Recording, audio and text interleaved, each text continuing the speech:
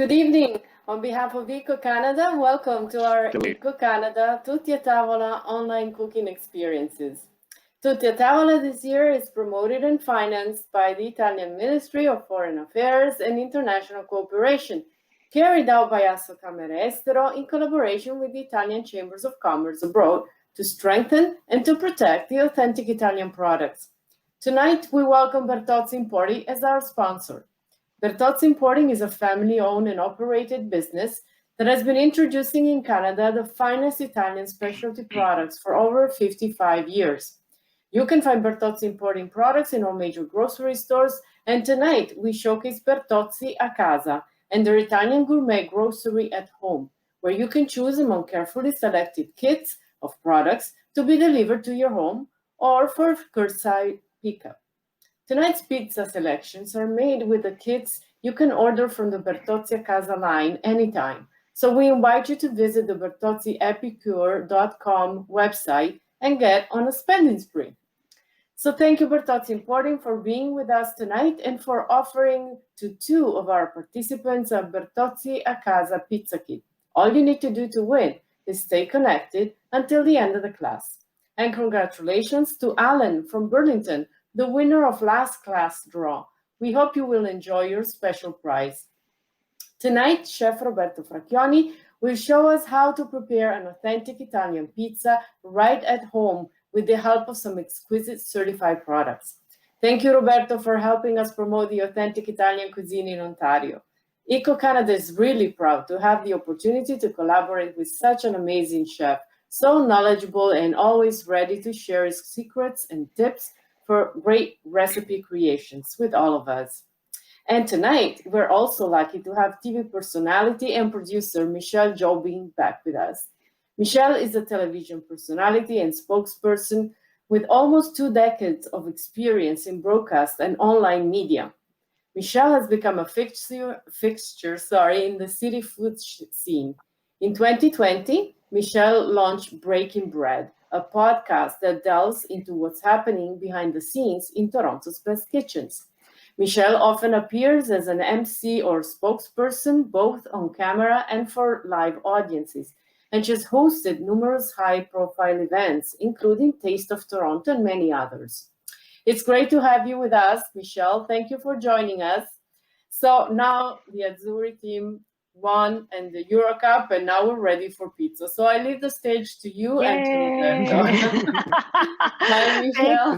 Hi, Tiziana. Thank you so much. I know I'm so excited to be here on a very special celebratory edition of Tutti a Tavola. It's always celebratory when we can get together and cook, but I think this is an extra special one, I think. So yes. Thank you so much. Indeed. Thank you for having us. Hi, Roberto, and I leave the stage to you. Wonderful. Chef Roberto, it's so great to see you today. It's awesome to see you. I'm a little bit nervous having such a qualified, co-host here. I'm giddy.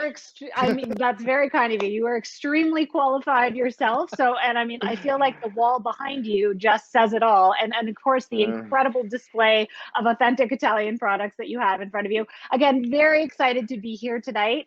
We're making, I think, I'm going to say it's like 99% of everybody's favorite, which is pizza. Pizza. Like it's hard to find somebody who doesn't love pizza. And that's why I was kind of waiting for a special class to do pizza, because it's so simple and so easy and so delicious. It pleases everyone.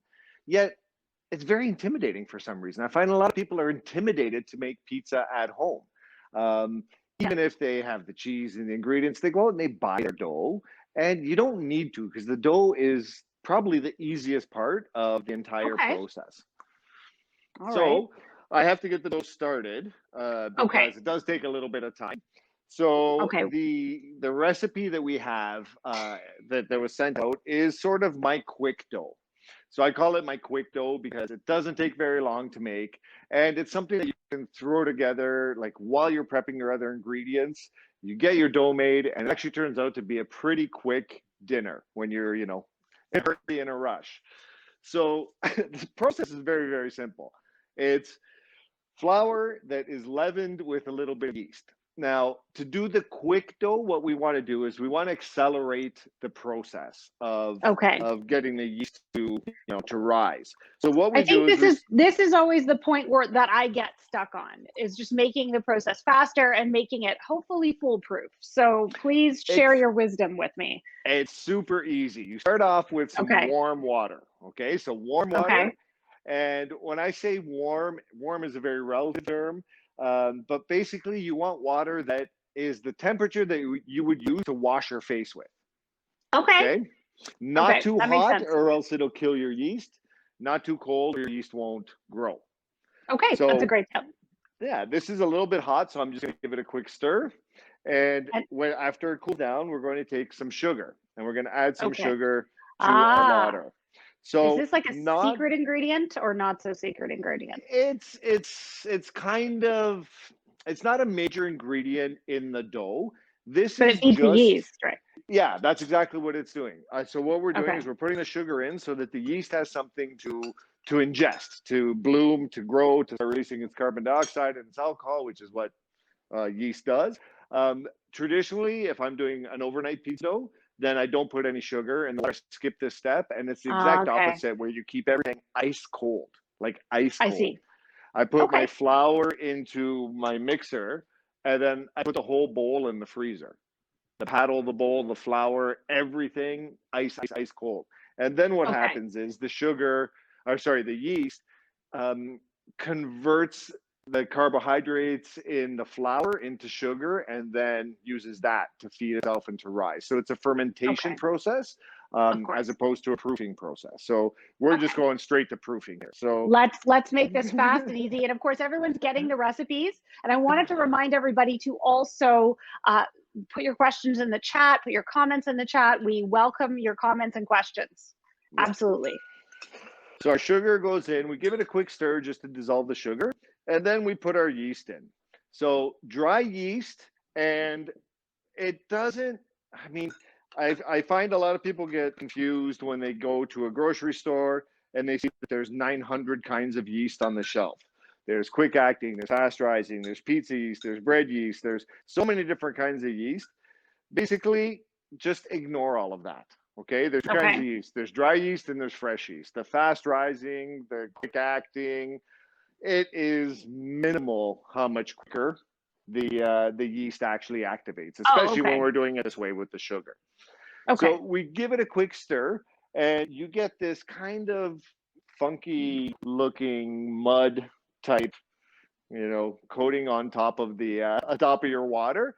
That's okay. It does not look very appealing, but it will be tasty. Now, what we want to do is let the yeast bloom. So that is the yeast doing what it's supposed to do: ingest the sugar, produces carbon dioxide. And what will happen is you'll get a layer, a film, on top of your water that looks like a really good cappuccino or a really good espresso. When you get an All espresso right. and you get that nice crema on top of it, that's what you're waiting for. Okay. And how long does that take, Chef, usually? It should take, well, we can start a stopwatch. It should Yeah. take about 5 to 7 minutes. Okay. It all depends right. on the temperature of your water. If it doesn't happen, if you don't get that foam on top, then something's wrong. Either your yeast is inactive, like it's old and it just doesn't work, or the temperature of water was too hot or too cold. If it's too cold, it'll still happen, but if it's too hot, it'll like cook your yeast. So Okay. if it I'm getting doesn't actually a happen, question if we can use baker's yeast. so baker's yeast works. It's a little bit different process. Like you're talking fresh yeast, right? Yeah, That's what I imagine. believe that was the question from Yeah. So the Okay. process, most of the like real big pizzaioli, they use fresh baker's yeast. It's Okay. just a little more finicky, Okay. and you usually have to buy it in these giant blocks. So today's class is about making pizza, for everybody. Pizza del Okay. Popolo, pizza for the people. Yes. It's all about using what everybody has in their house. Everybody has yeast. Now that the first wave of panic buying after COVID is over, yeast It was is very gone for a readily while. available. It was crazy. Yeah. I couldn't find yeast. But of course it was, and I'm glad we're back at a point where we can. And I should mention, of course, I should remind everybody that we have a wonderful sponsor this evening, Bertozzi Importing, Bertozzi a Casa, and they are not only generously supplying all the ingredients, or for the most part, the ingredients you're using today, including the 00 flour, some wonderful cheeses, some wonderful olive oil, and we'll get into a moment about what we're looking for with authentic Italian ingredients in terms of DOP and IGP. But you, the viewer, can also stick around to the end, make sure you do, and win one of 2 pizza kits that Bertozzi Importing generously is supplying, and that will be for pickup in the Etobicoke warehouse. But I assume you're using 00 flour, Chef? Yes, and this is another important part of making the pizza dough. So in this case, like when you're doing overnight pizza doughs, you want to use really hard flour, like bread flour, and even harder. Okay.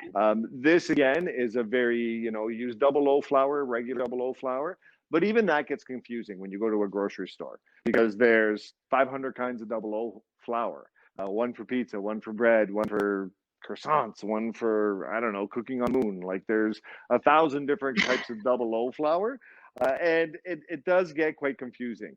But you don't have to worry about it. Like as long as you have a 00 flour, it'll work out. Or worst case scenario, all-purpose flour works very well for this recipe.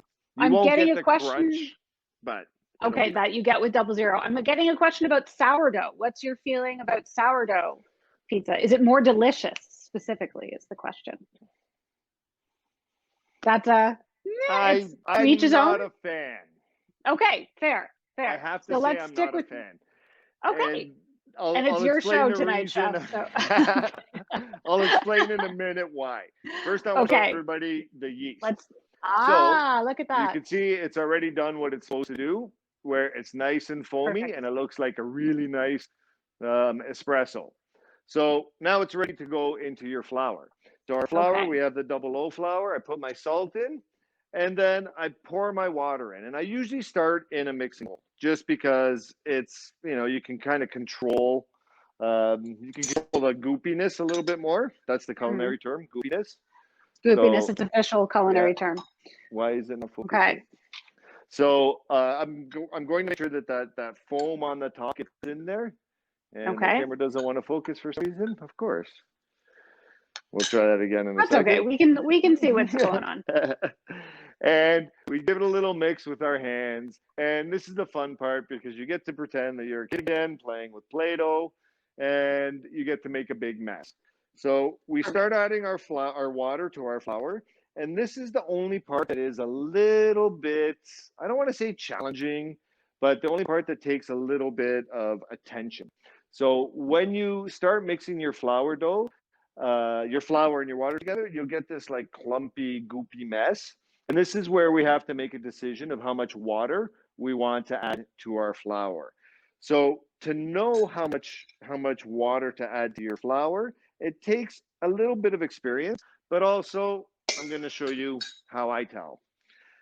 Once it's all stirred together, before it comes together in one cohesive ball, I like to test it, because it's easier to incorporate water here than once it comes together in a ball. So if you take your dough, take a big handful of it and just squeeze it in your hand, it'll kind of come together, and you'll see just how sticky it is once you'll turn it into a ball.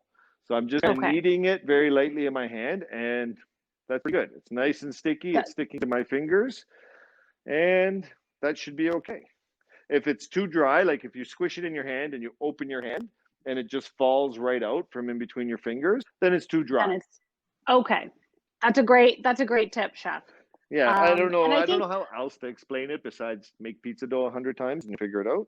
It's actually a touch dry, so I'm going to add a little splash more of water. Do that more often myself, because I haven't ever made pizza dough from scratch, I think, at home. But there was a lot of sourdough made in my house over the we gave that up 6 months ago, but still. Yeah. And it's really just about learning the process, learning the feel when you're dealing with any sort of baking, right? You're just, it's trial Exactly. and error and a little bit of, and a whole lot of science, I guess, as well, that's involved. It is, but you always have to remember when you're making pizza dough, and this is kind of why sourdough is not, you know, one of my favorites, because I find sourdough has very strong flavor, and I love sourdough bread. But when I Yes. make a pizza with sourdough, I find I taste the dough so much that it sort of takes over the dish.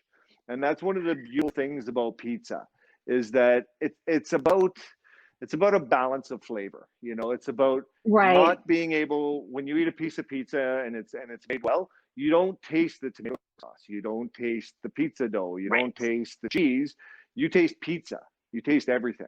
Yeah. And It's like a symphony. If the violin over here is too loud, it's not going to work, right? Everything has to work together very nicely. Okay. Exactly. That's great. And that's kind of the challenge with pizza, because when you're cooking it, like when we're cooking it here at home, it's going to take about 6 minutes, 7 minutes for each pizza in the oven. Okay. So you only have 6 or 7 minutes for all those flavors to come together, coalesce, turn into one harmonious flavor.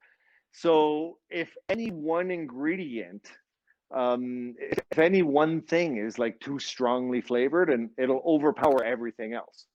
So that's not the concept of pizza. That's what I love about pizza. And that's one thing that I learned, you know, through working with some really, really, really good pizza chefs, that here in North America, we often put too much flavor into our sauces. Our sauces tend to be too strong. Too strong. That is also a really good tip. And we're going to get to sauce in a moment. You, of course, will be making, on top of the dough, you're going to show us a little bit about sauce as well. And then you're going to be making 4 different pizzas. You're going to be topping pizza 4 different ways with incredible, authentic Italian ingredients, which we're going to talk about, and talk about why they are harmonious together, like you have said. But we're also going to talk a little bit why it's so important to choose authentic Italian ingredients. So can you tell us a little bit about things like DOP and IGP and why it's important to look for these ingredients when we're cooking, when we're shopping? Yeah, DOP and IGP, it's basically an assurance of quality. The important thing to remember, I like to point out often, is that DOP and IGP is not an Italian designation. It's a European Union designation. So it's not, you know, self-serving producers in Italy saying, yeah, you make really good olive oil, we're going to put a label on it. It means nothing. They are independent associations that govern whether you receive an IGP or a DOP label. So they're basically— Which look like this, by the way. I've got them here. There you go. There you go. They're both about, you know, they're about quality, about where the products are made. The big difference between the two is that the red label, DOP, is every step of the process in producing a product. For example, what do I have here? The prosciutto, for example. Yep. Right. If the prosciutto, if the feed doesn't come from a specific region, then it can't be considered DOP. The feed for the pigs, let alone the pigs, let alone the salt. So everything is controlled, and it all comes from a very specific region. Right. And then we have IGP. Yes, which one or more of the steps can be done outside of the region. So even if the packaging is done, like even if prosciutto is made in Parma, but it's packaged outside of the designated region, then it cannot be considered prosciutto di Parma. Fair. Okay, that's great. And again, like you said, there these looking for these symbols when you shop. And we've got this wonderful array from Bertozzi Importing that they all have their designations, their seals on them. So we're using these quality ingredients today, but it's important to look for these labels to shop so you know you're getting that assurance of an authentic product and an assurance of quality, right? Exactly. You got it down. Okay. You know the drill. So our pizza dough, I made it. I cut it into 4 portions because I'm making 4 pizzas. And now we're going to let it proof. So again, we're rushing this process, so we want it to proof quite quickly. So what we do is we drizzle a little bit of olive oil on top just to prevent it from getting dry. During the proofing process, it can sometimes get, a little skin on it. And it doesn't have to be perfectly smooth. Like, I'll give you a little close up here. Doesn't matter if the dough is perfectly, smooth. If it has some little dimples in it, that's okay. That's going to come out during the proofing phase. Okay. So now I use garbage bags. I use little plastic garbage bags because saran wrap drives me crazy. And you just put the whole bag, the whole tray into a little bag, and you put it someplace warm to proof. So I'm going to put it on top of my oven, and I'm going to turn my oven on. So okay, that's a great idea. This is an important step. So I think this is where a lot of people may go wrong too. Really? Sometimes when they're baking at home. Okay, I mean, speaking from personal experience, and proofing is such an important step. There's a bit of mystery to it. What are we looking for when we're proofing? So when we're proofing this dough, it's not about increasing in volume. We're not making croissants. We don't want them, 5 times the size. Okay. They'll expand about 25% of its size, but it's how soft it gets is what we're looking for. Okay. And because it'll start producing air pockets, so it won't balloon out. In fact, you don't want it to balloon too much, or else when you knock it down, you'll just knock all the air out of it, and you'll end up with flatbread pizza. So you just want it nice and soft. But the important part is how we're going to cook it. So we don't all have pizza ovens. We don't all have wood-fired, beautiful pizza ovens in our backyard, unfortunately. So again, pizza per il popolo. Everybody can do this. We're going to go to our oven. We're going to turn it on as high as it'll go. Okay. This is the thing. I have gone wrong with this before making pizza at home. Now, it wasn't dough that I made myself, but when it was, my oven was at about 500, it worked really well. A little lower than that, not so good. I had a bit of a droopy pizza. I mean, pizzas are cooked in ovens that are 700 degrees usually. Residential ovens won't get to 700 degrees. So most of them are 550. So it doesn't matter what it is. You just turn it up as high as it go. Take out all of the racks except for one rack on the bottom of your oven. And then you take a baking tray that you don't like too much, and you put it upside down on that bottom rack so that you're creating a little air gap here underneath the baking tray, which will trap the heat from the bottom element of your oven. And this cooking surface will actually get crazy, crazy hot. Okay, I have learned a thing. I have learned if you have a pizza stone, you can use a pizza stone. There's nothing wrong with that. Okay. But if you don't have a pizza stone, just a baking tray upside down. So we do it upside down, like I said, to control to trap the heat and get this cooking surface super hot. But also it gives us a nice smooth area to slide our pizza on and off of. If we do the baking tray this way, as we're sliding our pizza in, we have to navigate the little lip of the baking tray. And it ends up in the bottom of the oven. So upside down, you're just sliding the pizza onto a flat surface, and you're taking it off of a flat surface. You're changing my life, Chef. I'm trying. Yeah. So I'm just So going we've to go got our dough do all of proofing. that. And while Chef is doing that, I want to remind all of you that we love your questions. We love your comments. You've had great ones so far. So we're excited about that. And a reminder as well that we mentioned you can win one of the pizza kits from Bertozzi. There are 2 available to be won if you stick around to the end of the class. You can also buy the pizza kit as well. And the link to do that, if you would like, because they just have the most incredible products, is right in the chat. I see it there right now. So you can click on that link and order one for yourself and make these incredible pizzas. So, Chef, you're making 4 different pizzas today. How did you arrive at these combinations? How did you arrive at the toppings that you're putting on each one? Well, I mean, the margherita is sort of the standard, right? Like each pizzaiolo is sort of gauged, his quality, his abilities are gauged based on how he makes a margherita. So I'm going to make a margherita because, it's good. The capricciosa. It's the benchmark. It is. The capricciosa is one of my favorite pizzas. So, I made one of my favorites. The prosciutto pizza it's kind of unique in the way that I do it. I kind of do it in a way that is a little blasphemous. In Italy, I would probably get, I'd have to turn my passport in if I if I did it That's in okay. Italy. And when we get to this one, I'll tell you why I am totally with Chef on this version that he's making, but we'll get there. And what's the last one?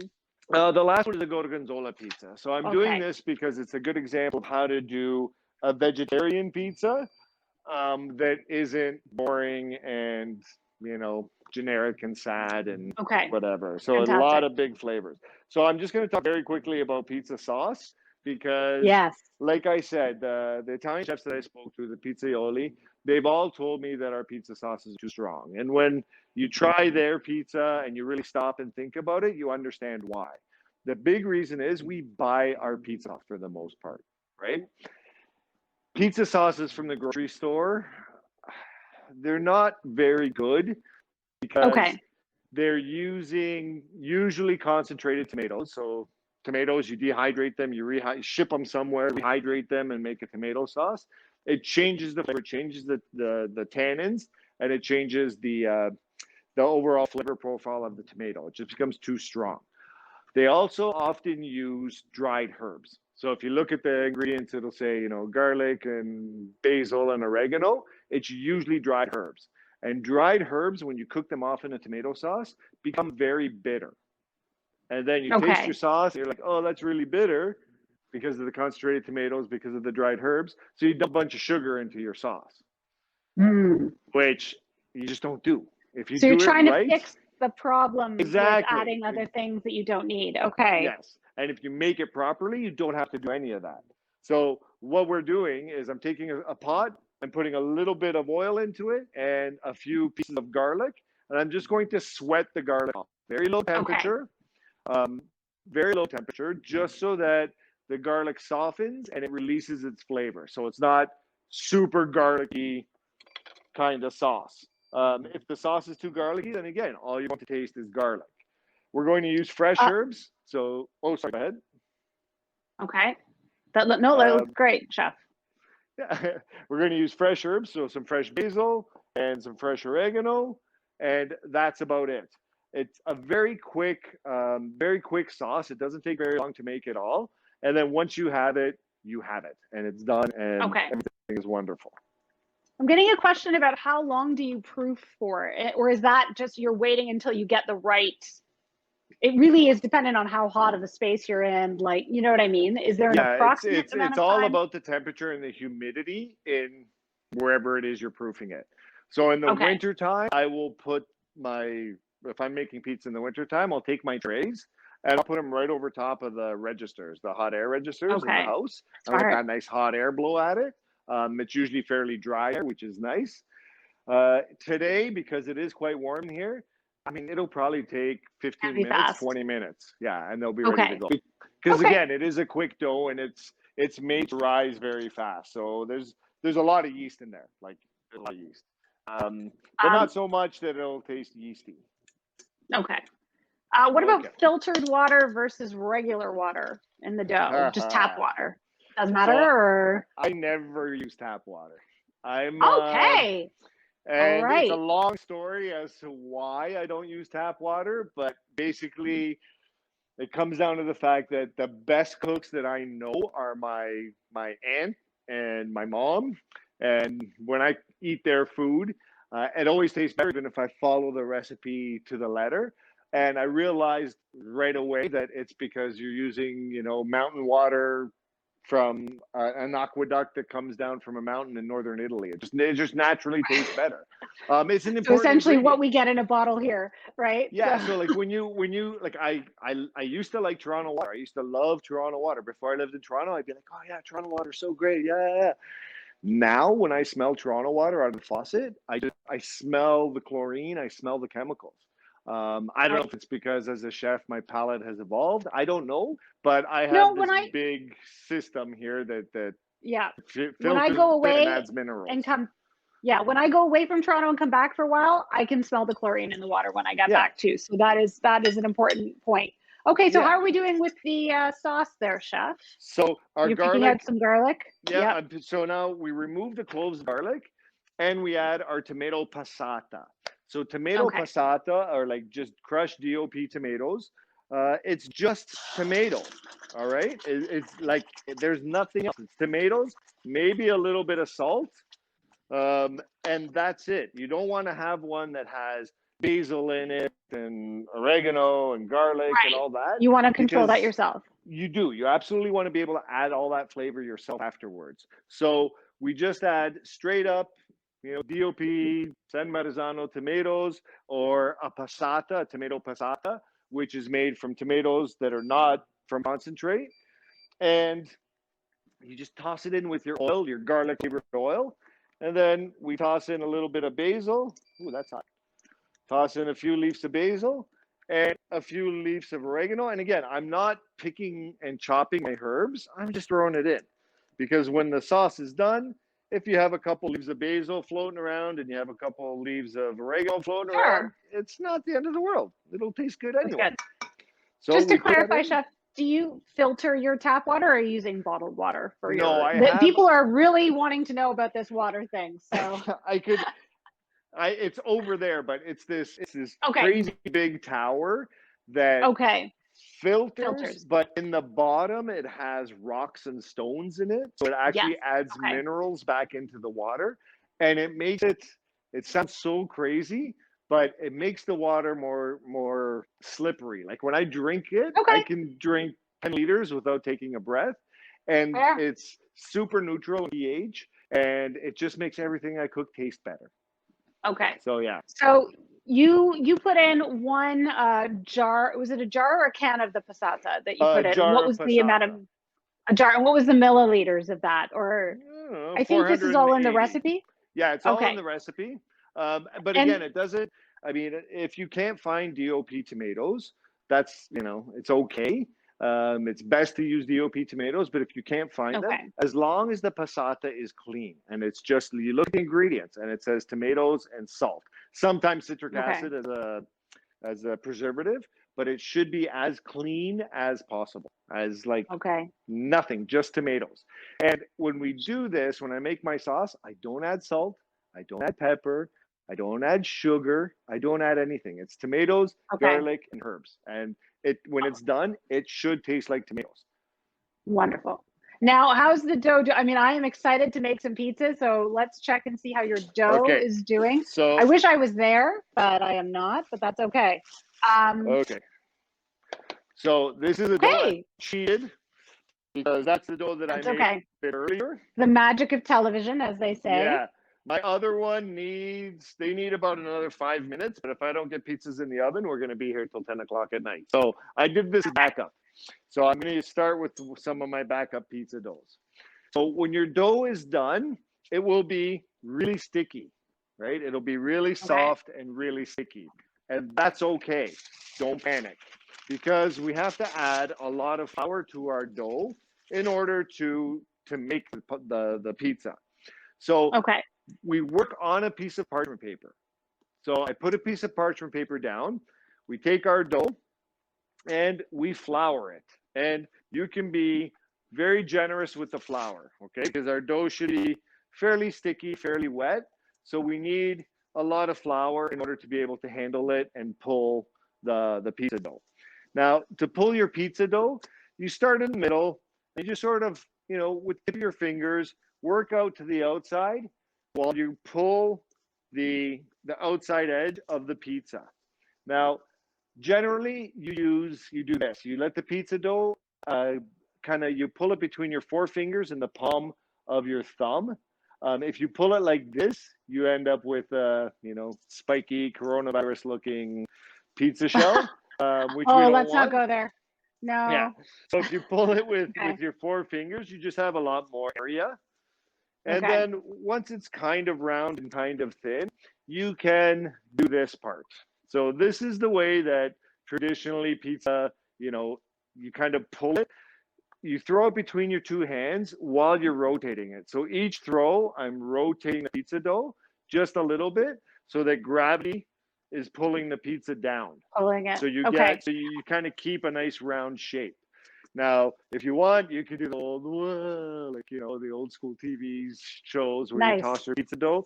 But that's you can do that. I'm not going to do that. Yeah, that's just very for show. It's easy. Yeah, you So- know, Chef, I'm getting some questions also about I'm assuming the recipe can be halved, like if you have a smaller household, or will the dough keep if you make some? Can you freeze it, or I Yes. assume not?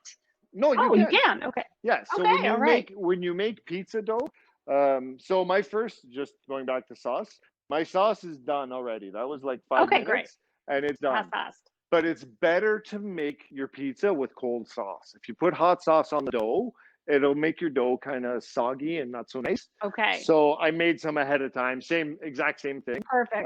but Okay. it's cold. So Good. That's a good tip, Chef. Thank you. yeah, it should be cold.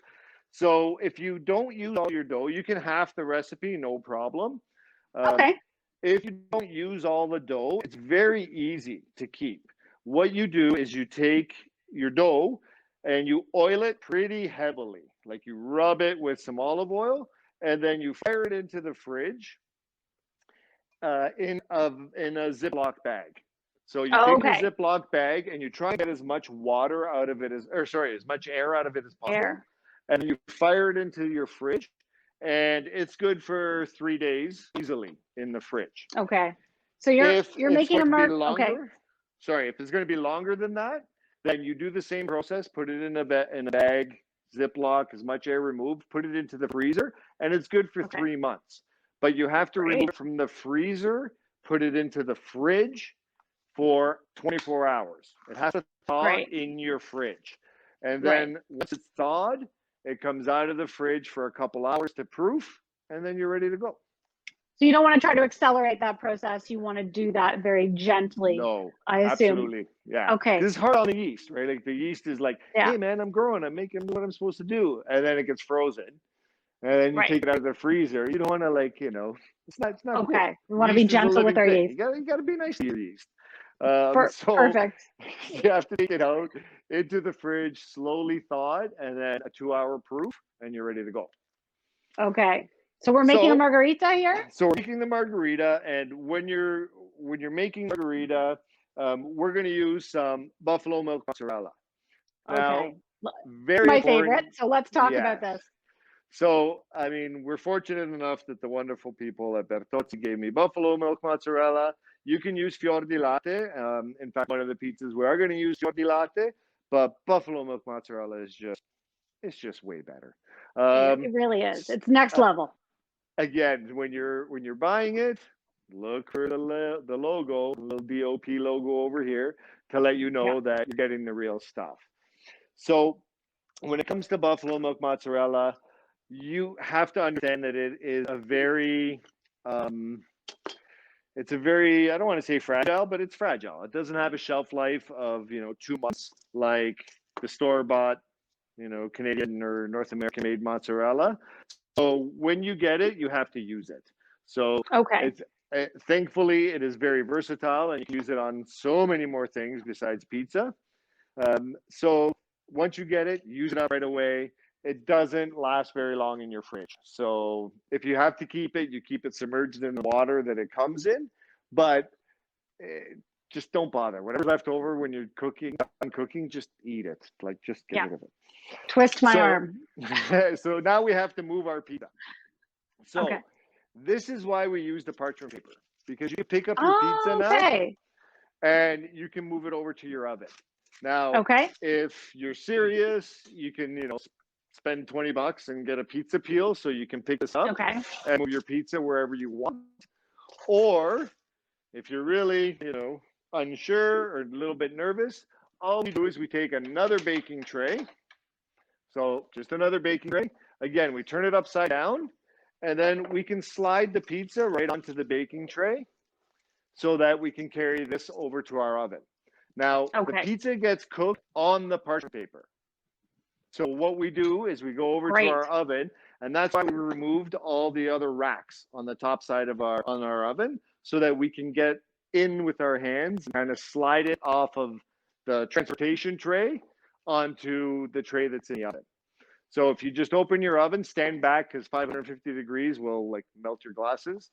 Open the door, and then you just tilt your tray and give it a couple shakes, and the whole pizza will slide off onto your preheated tray. Now, this is why I like doing this better than using pizza stones. And the reason is pizza stones, you have to be pretty good, right? Like your aim has to be pretty good because you're making pizzas that are an inch smaller in diameter than your pizza stone usually. So if you're going to put your pizza on your pizza stone and you overshoot it or you undershoot it, the pizza will just flop down to the bottom of your oven, and yeah, it'll be a big mess.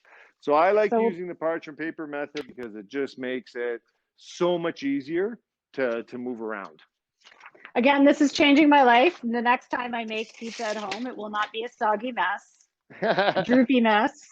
It'll be nice and delicious. So we've got the margarita in the oven. The next one on deck, you said this is your favorite, and I am very excited about this one as well. What is it called again? Capricciosa. So Capricciosa. This is one of my favorites because it's basically a quattro stagione. And a quattro stagione, I really love quattro stagione.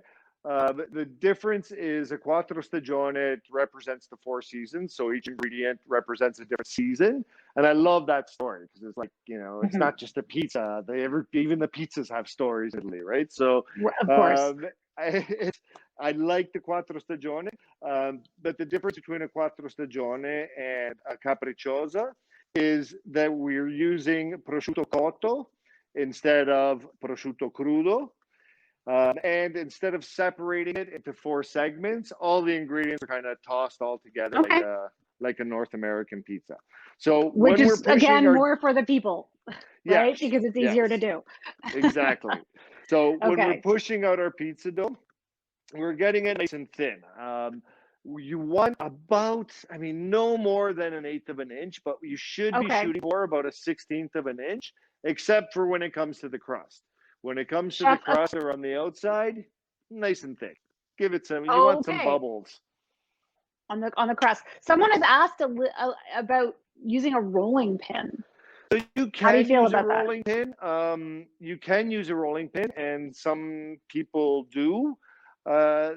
There's a couple challenges with the rolling pin, and that is getting it nice and even. What I find people who use rolling pins, they end up using their hands anyway to go around and check and see where the high spots are. And if you use a rolling pin, there's a very distinct way in which you have to do it. Start in the middle of the pizza dough and then roll towards yourself, back into the middle of the pizza dough and roll away from yourself. Then you rotate it and you do the same thing. You always start in the middle of the dough and push out. If you start at the bottom, you don't want to flatten out the edges, right? You don't want to flatten them out, right? You're just pushing all the dough from one side to the other, and what ends up happening, it misshapes the pizza quite drastically, which is not the end of the world. It's homemade pizza, but it's the thickness. As you're going from one side all the way across the diameter of the pizza, it's always thicker on the further side. So hands work well once you get the feel for it, and it's just very quick and efficient. So, our capricciosa, I got to get moving. Artichoke hearts. Wonderful. Olives. Lots of flavor there. Awesome. We have our prosciutto cotto, which is right here. So, like Italian ham. And we have mushrooms.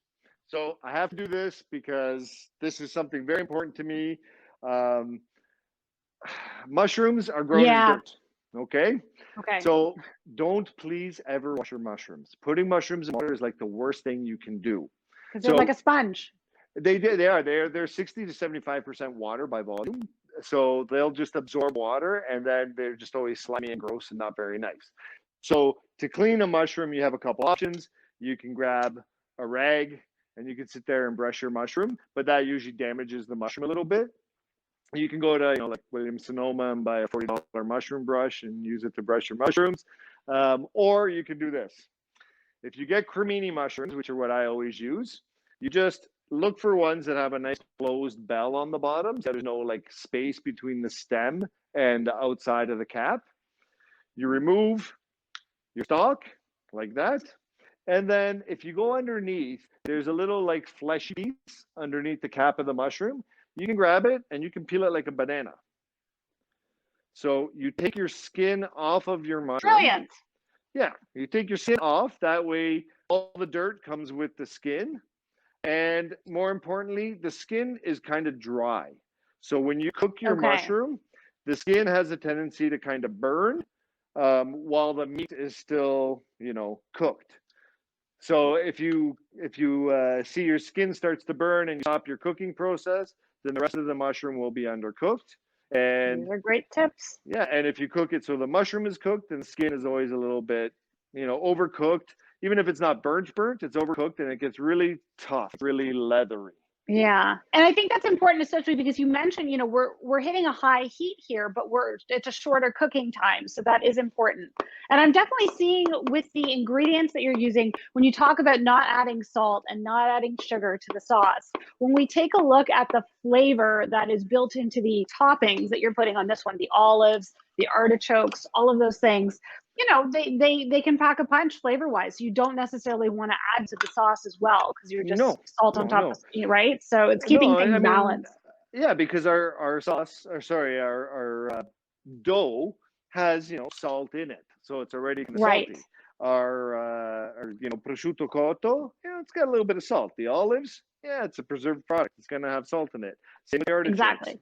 So we don't want to add too much, or else it'll be way too salty. And when you're done eating your pizza, you need 16 liters of water to kind of digest it. And that's one thing that drives me crazy is when I get a pizza and then when I'm done, I'm so thirsty for hours and hours and hours. I'm thirsty. Yeah. So this way we're all good. We let the flavors kind of come through and we don't have to worry about salt. So our prosciutto cotto, you can cut it, but I like just putting, hand tearing the pieces.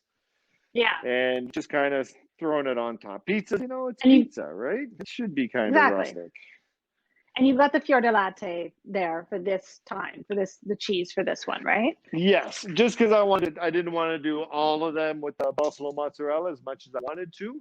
I will say though, people are very into the buffalo mozzarella. There's lots of questions, and thankfully we're getting all the answers about where it can be bought. There's lots of great suggestions for stores where you can find it, and of course that's from Bertozzi Importing. They are Bertozzi Epicure. They've provided the link in the chat. We do have, Chef, one very lucky audience member that has a wood burning oven. That gets up to 700. Yeah, Josie has 700 Fahrenheit. It gets up to. So she wants to know if she can still use parchment paper or will it just burn? No, don't do it. Don't use parchment. No. Don't do it, Josie. Yeah, no. Just do it. If you're using a real wood-fired oven, then the best thing to do is, just make sure your dough is nice and dry, a little bit of cornmeal so that you can get your pizza peel. If you have a wood-burning oven, you have a pizza peel. So either you can make it right on top of here and just slide it in, or if your dough is nice and dry, you just pick it up and slide it into your pizza oven. And parchment on a pizza stone or a pizza steel, or no? Your pizza stone in a residential oven will be fine with parchment paper. So you can see the parchment paper gets a little bit brown around the outside, but where the pizza is, it's completely fine. So that's a good looking pizza, Chef. Yeah, so looks good. Now, unfortunately, in a residential oven, it's really hard to get the big black blistery crusts that you get in a real pizza oven, but you get fairly close. The rule of thumb when you're making pizza at home is you don't have to worry about the ingredients ever, right? Nothing should distract you from cooking the dough, from cooking the crust. The cheese melts in 2 minutes. Even that capricciosa, the ham is already cooked, the artichokes are already cooked, the olives are already done, the mushrooms take 1.5 minutes to cook, the cheese takes 1.5 minutes to melt. So you're not worried about the topping. The sauce is already cooked. You're just worried about the dough.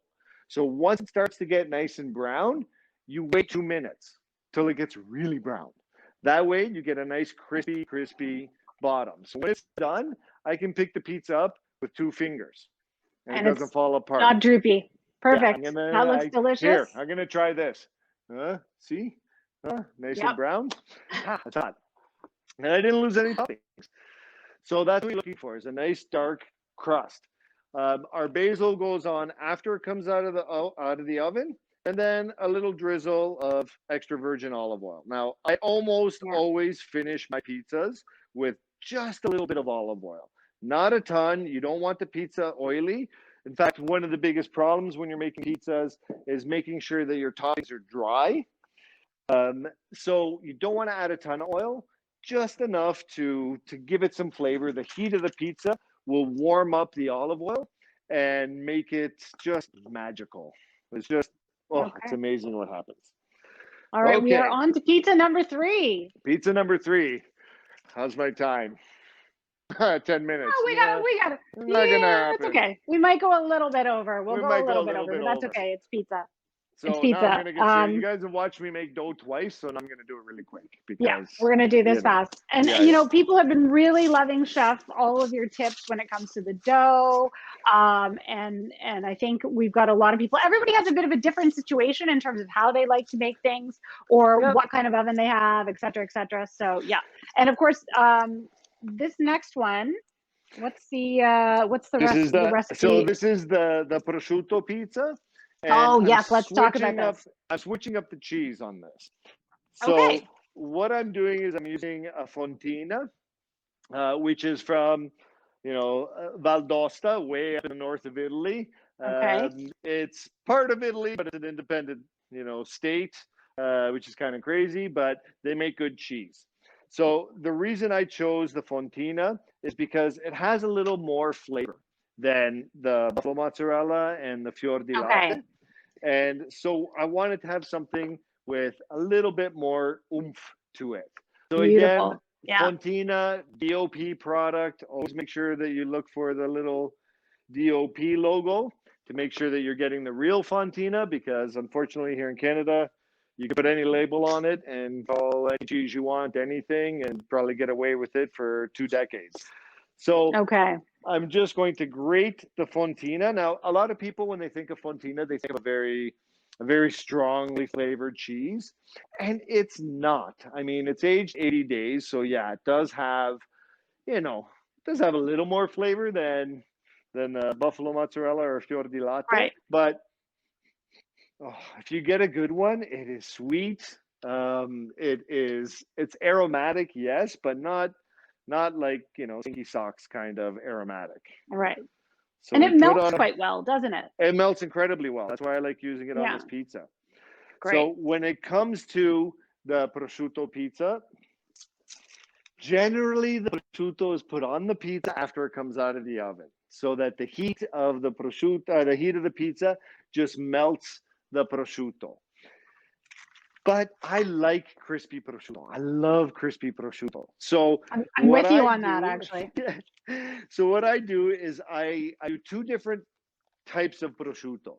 So I do one that is super, super thinly sliced, like as thin as you can get it. And then one that is a little bit thicker. Not thick, not like you're making belts, but a little bit thicker. And the thicker one goes onto the pizza before we put it in the oven. He's going rogue, everybody, but it's going to be delicious. I like this. This is okay. I have had so many discussions with like real pizzaioli, and they just, I can't tell you what they call me, but they call me a cowboy. We'll go with a cowboy. Okay. All right, that's okay. We're in the Wild West right now. We can go there with the pizza. That's fine. So we put the big prosciutto on, and then we cook the pizza like we would normally. Now, I'm just reusing the parchment paper from before because you absolutely can. And instead of a baking tray, I'm just using a pizza tray. But someone had a question actually about how you felt about the pizza pans that have the holes in them. So this is great that you're showing this. They're good. Like if I'm going to use these, actually the last one, I'll do it on here. I'm using this pizza pan just to carry the pizza over to the oven instead of getting my baking tray. But you can cook on these pizza pans. They work fairly well. If you're going to use the pizza pans, I generally use it on a higher rack in the oven. Just so that it's a lot hotter on the top of the oven. And because you're not putting this right on top of that preheated baking tray.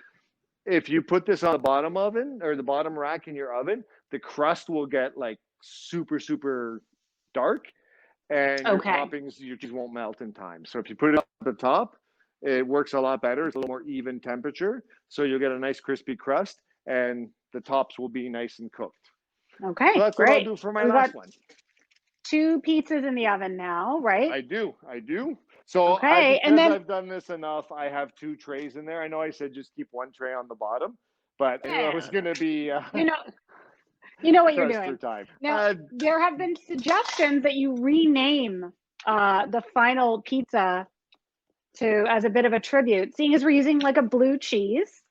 Given the result of the game, maybe you could rename this or so. What game? What game? Is there a game game today? I don't know what game. I don't know what know. match there was today. I But don't yeah, know. so this is very fitting that we're working with Gorgonzola, which is a beautiful blue cheese. And I've heard you speak at length about how much you love Gorgonzola before. I do. As an authentic Italian product. So is that sort of why you're going with this one? You mentioned it's a vegetarian pizza as well, right? I do, and it's because it exemplifies what to do when you want to get some bigger flavors into your pizza. So when it comes to vegetarian cuisine, I always go for much bigger flavors. I don't know why. I just find that, you know, I usually end up doing Indian food, and you know, it has very, very strong flavors. But when I do high-end vegetarian, I usually go for bigger flavors. So this, you know, that's why we start with the Gorgonzola as our base cheese. So with Gorgonzola, if I put, you know, very bland sort of ingredients on there, then the cheese will overpower all the other ingredients. So we have to, you know, increase our flavor profile on our pizza and get much, much, much bigger flavors. So we're starting off, like I said, a little bit of tomato sauce. We take sweet Gorgonzola. Nice. So Gorgonzola Dolce. Again, look for the DOP logo. You can see it right there. That's great. Another great product that Tutti sent us as well. And very, very wickedly addictive. Okay. Even if I open one of these packages and I need like a thimble full of Gorgonzola cheese, this never goes back into the fridge. I've always finished a container. Well, that's right. And in the chat, people were talking about the fact that, and you mentioned as well, that the mozzarella di bufala has to go back in the water if you're storing it. It's like, let's be real. It's not going back in the fridge. That's your snack. That is your pre-dinner snack. That's right. So someone would like to know if there's a reason why you don't spread the tomato sauce right to the edge. Oh, for crust. I mean, that was one thing that I wanted to talk about. So that's one decision you have to make. Now, I like having a bit of crust on my pizza. So I always leave it back about 3/4 of an inch. My son, on the other hand, doesn't like crust on his pizza. So when I make pizza for him, I push the sauce right to the edge of the pizza, so there's no crust on it. It's just a personal kind of choice. So now we're putting on some rapini. This is a nice one. So the rapini has just been blanched, so cleaned, you know, cut the stalks cut off, and then into water, boiling water, it takes about a minute. But after it comes out, really important that you extract as much water from it as possible. So after it's blanched, I would sit in a colander for a good 20 minutes. And then after it's drained through a pasta strainer, then I'll take one of these cooking rags, these little green cooking rags, and I'll put it inside and I'll wring it as tight as I can. If you don't have like a nice linen rag, you can use even paper towel, and you just, wad up a whole bunch of paper towel, and then just sit there and try and extract as much water as you possibly can. Whenever you're topping a pizza, you want to keep your ingredients as dry as possible. If they're too wet, then your pizza will be soggy. So and you don't want that. Okay.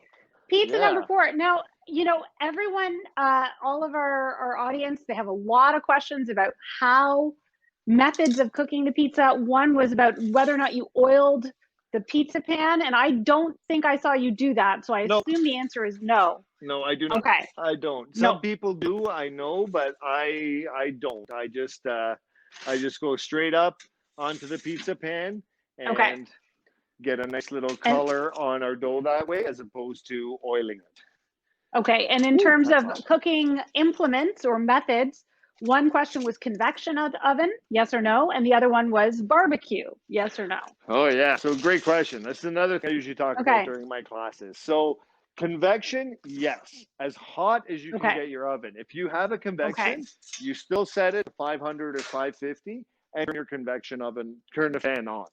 You always want it as hot as you possibly can get it.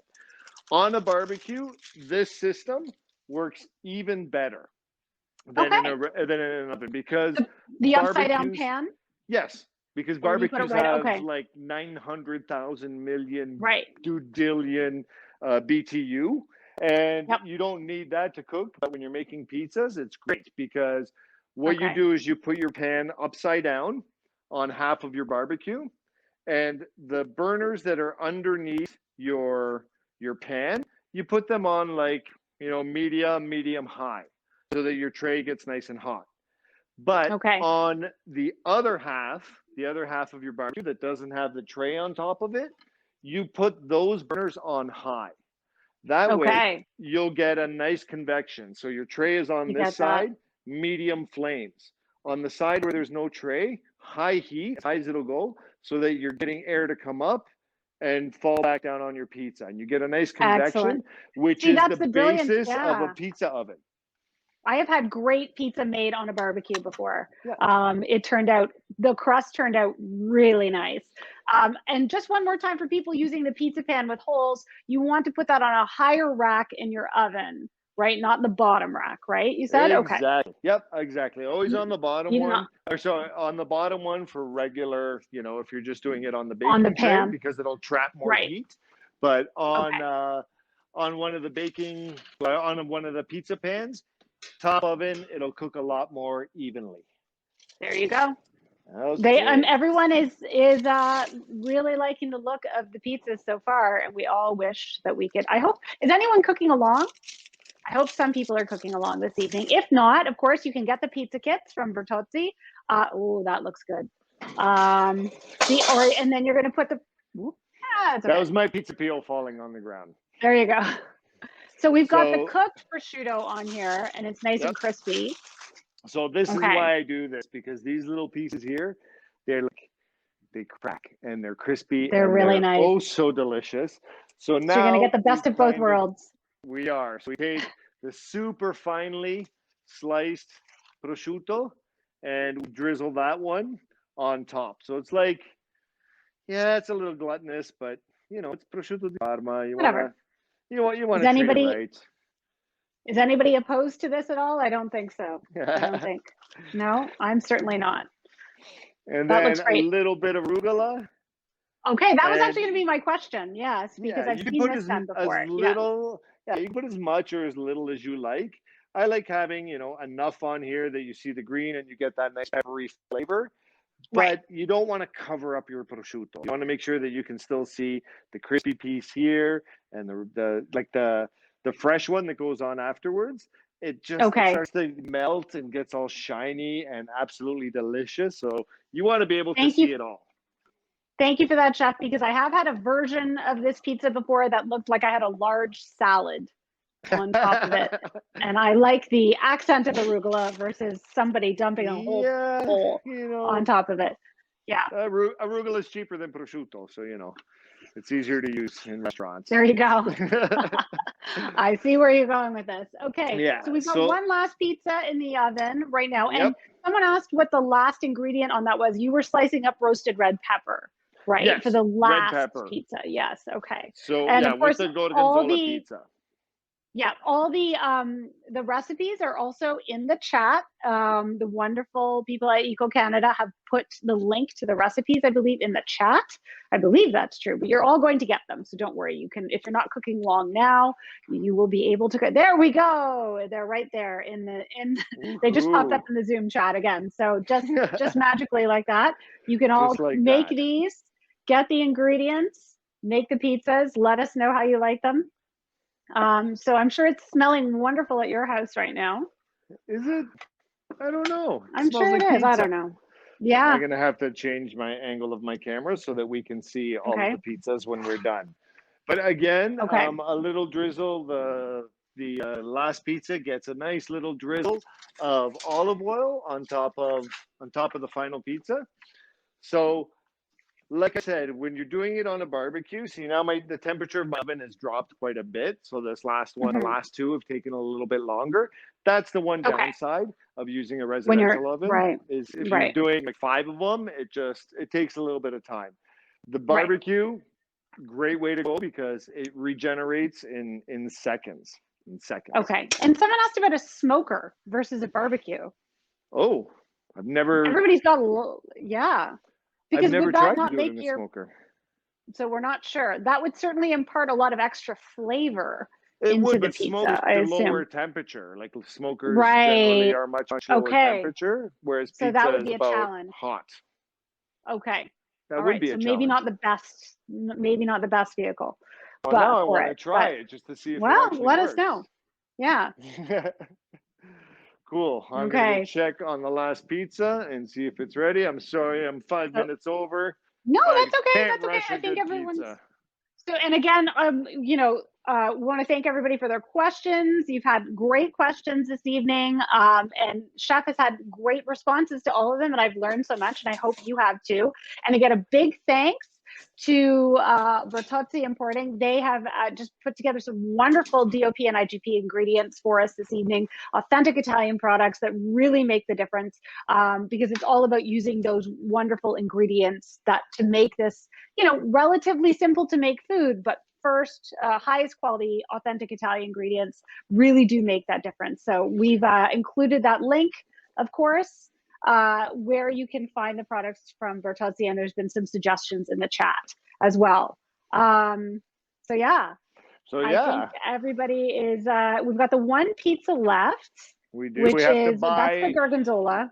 Yeah, we have to buy like 2 minutes of time. So we have to find 2 minutes of time. I think everybody has 2 more minutes of time. We can ask a few more questions. If anyone has any more questions for Chef, I'm just trying to think. Oh, what about using a pasta roller for the dough?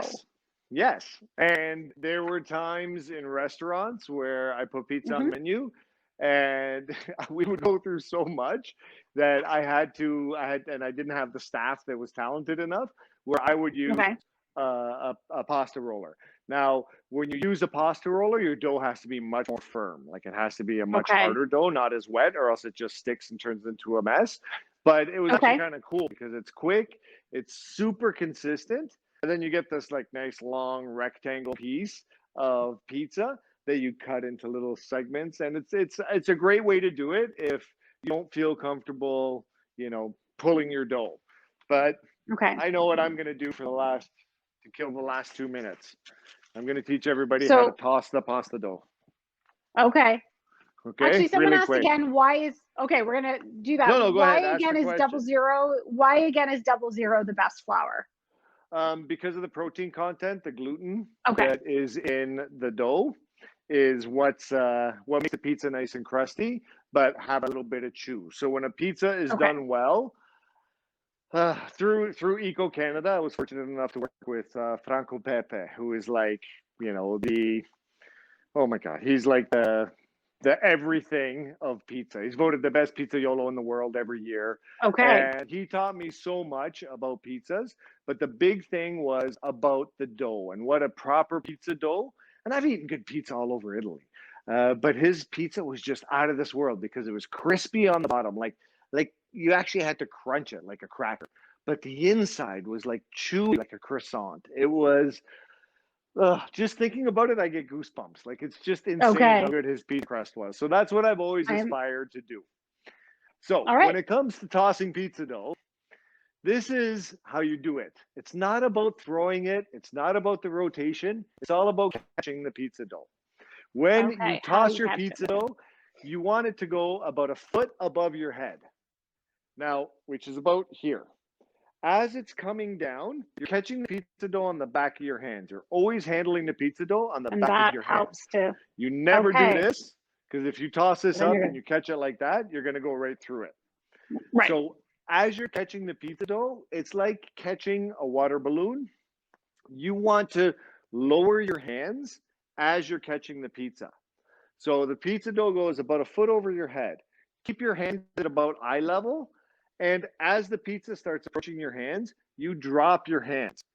You make contact with the pizza at about your shoulder, and you keep on dropping your hands to about your waist. And you slowly, decelerate the pizza. So you grab it and you drop your hands as the pizza is coming towards your hands. I'm trying to watch myself on the camera. I shouldn't. That's messing. You're doing it great. So you go up, you fantastic. catch, and you're dropping your hands. So you stop down here. Because if you toss it and your hands are still, you do that. You make a hole in your We pizza. don't want to do that. We We don't want to do that. Okay. I'm going to go check my last pizza. Okay. It smells done. Oh, yeah. If only, That you looks see. good. Do you ever That make a looks thicker good. crust pizza, chef, or is this the style that you prefer to stick to? Yeah, sometimes I do, not very often. I like a thin crust. Again, I find the thick crust pizza, then the dough, the crust actually overshadows the flavor of everything else. Right. So I like thin crust, and because it's, sort of the authentic, real, proper way of making a pizza. So yeah. So now our last, oh, that smells so good. The last gorgonzola pizza is out. A little drizzle of olive oil just to finish it off. And our 4 pizzas are done. Now, you can add basil to this if you want, but I usually don't. So I'm going to show everyone 4 pizzas. Beautiful. How they look all together. That looks great. Chef, this has been amazing. I have learned so much, and I know everyone that's viewing from home tonight has had wonderful questions, and the feedback has been that they've learned so much from you. I mean, I'm certainly hungry now, if that's a testament to anything.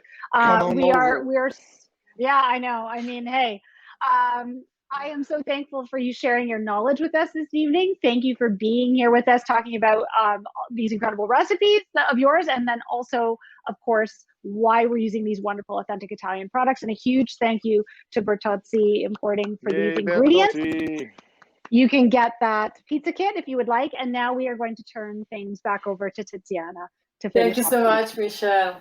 Thank you very much for joining us, and we look forward to having you back, I guess, on July 20th. And so, so we'll see you then. Thank you so much, Roberto, for making these wonderful pizzas.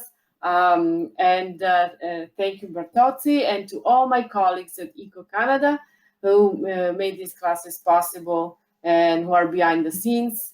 And that is Astrid Durzo, Ilaria Venoso, Monica Gammarotta, Richard Brissan, and Mary Chirico. And on the occasion of our 60th anniversary, become a member of the Chamber at a special entry level of $200 and keep supporting us. Thank you so much. Buona serata e grazie a tutti. Good night.